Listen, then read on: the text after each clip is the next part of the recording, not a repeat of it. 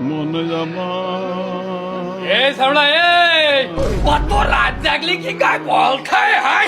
আমারে দেখ আমি হলো মিস্টার পরিতোষ চন্দ্র রায় বউ বাড়ির সাইডে রয়েছে